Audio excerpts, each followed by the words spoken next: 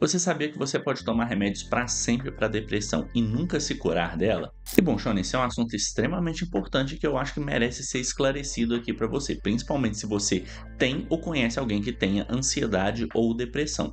O que eu digo em relação a se curar é ficar com os sintomas em remissão, que é basicamente sem sintomas de depressão enquanto você está fazendo o tratamento. Depressão é uma doença crônica e, obviamente, ao longo da vida você pode ter quadros de depressão, principalmente se você já teve quadros anteriormente. Então, o que eu digo em relação a se curar é ficar longos períodos sem quadros depressivos, de 5, 10 ou mesmo 20 anos. E pessoas, mesmo em tratamento da depressão, podem apresentar sintomas depressivos mesmo tomando vários remédios. E é para isso que eu estou fazendo esse vídeo, para tentar te ajudar um pouco. E Shone, para que você entenda melhor minha explicação, eu vou te explicar primeiro a fisiopatologia da depressão. Existem várias coisas envolvidas, mas eu vou tentar simplificar o máximo possível para que você entenda. A dopamina é um dos nossos principais neurotransmissores relacionados à motivação. Então, basicamente, qualquer coisa que abaixe demais esse tônus dopaminérgico no nosso cérebro diminui a nossa motivação. Diminuindo a nossa motivação, a gente vai querer fazer menos coisas. Fazendo menos coisas, a gente vai querer fazer menos coisas ainda e vai se sentir pior. E a gente começa a se sentir pior por não fazer tantas coisas quanto a gente gostaria. E aí pode se abrir um quadro de depressão. Então, basicamente, qualquer coisa que diminua demais o nosso tônus de dopamina pode afetar os nossos quadros depressivos ao longo da vida. E várias coisas podem afetar esse tônus dopaminérgico no nosso cérebro. Por exemplo, os mais comuns são, por exemplo, perda de um ente querido ou perda de um animal querido que a gente gostava. Isso faz com que a gente tenha uma perda desse tônus dopaminérgico. Estresse e dor crônica também podem afetar, mas de longe os fatores mais comuns ao longo da nossa vida são álcool, drogas e principalmente falta de regulação do sono. Então, para você entender um pouquinho melhor como é que esse quadro depressivo pode se instalar, vamos fazer um caso clínico hipotético aqui. O Joãozinho tem uma vida normal e nunca teve nenhum episódio depressivo, mas aí ele começa a sair com novos amigos que ficam acordados até tarde, bebendo em um barzinho depois da faculdade. Esse álcool começa a desregular o sono dele e desregula o tônus dopaminérgico também. Ele acorda pior no outro dia, mais cansado e rende menos no trabalho. Por causa disso, ele se sente mal e quer sair depois do trabalho para beber com os amigos para se sentir melhor. E nesse ciclo, o tônus dopaminérgico no cérebro dele começa a diminuir. Só para você entender, eu vou colocar um número fictício. Não é exatamente assim que acontece, mas imagine que seja. Imagina que antes de começar com essa rotina, o Joãozinho liberava 100 dopaminas no córtex frontal dele. Depois de começar a beber na primeira semana, isso começa a cair para 90 ao longo do dia, depois para 80, depois para 70. Com 70, ele não consegue mais ter o mesmo rendimento que ele tinha antes. Antes ele ficava só letárgico, ficava um pouco mais atrasado para fazer as atividades, só que ele ainda conseguia performar bem.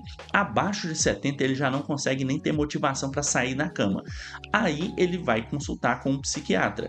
E ao invés de falar da rotina dele, ele fala que ele está se sentindo triste e tudo mais. Só que, ao invés de modificar essa rotina, ele confia só no remédio. Bom, Jones, aqui de novo vou tentar simplificar para o vídeo não ficar muito longo. Existem vários remédios antidepressivos que vão atuar em classes diferentes de neurotransmissores, mas aqui vamos focar só na dopamina. Então, o remédio que é dopaminérgico, ele vai aumentar a dopamina no córtex frontal do Joãozinho. Então, a dopamina dele, que estava em 70 por causa dos hábitos de vida dele, volta a ficar em 100 por causa do remédio. Só que o problema é que esses remédios não funcionam bem com rotinas de pessoas que não dormem bem e principalmente consomem bebida alcoólica.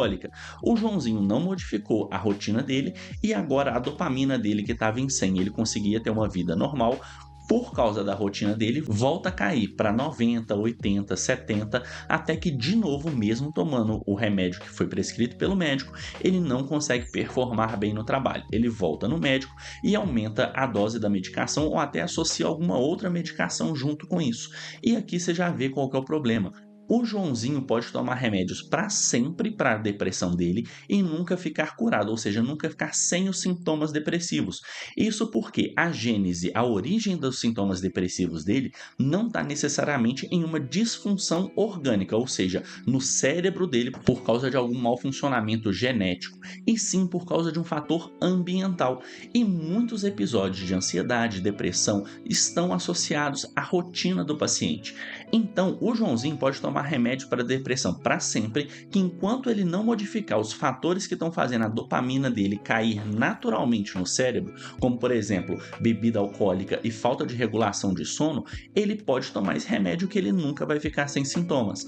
E tem vários outros fatores que podem contribuir com isso. Por exemplo, estresse crônico diminui o tônus dopaminérgico no córtex frontal, deixa a pessoa menos motivada. E se você quer saber lidar com estresse, dá uma olhada nesse vídeo aqui que eu falo como é que a agressividade pode diminuir o seu estresse. Então, Tony, imagina a sua vida como se fosse uma balança. De um lado, a gente tem elementos que são depressogênicos, ou seja, eles geram depressão, como por exemplo, falta de sociabilidade, você não interagir com as outras pessoas bem, você não dormir direito, você fazer uso de bebida alcoólica ou outras drogas, e do outro lado, você tem fatores que são depressolíticos, que basicamente combatem a depressão, como por exemplo, fazer atividade física, boa regulação de sono, não consumir bebida alcoólica, boas relações com outras pessoas.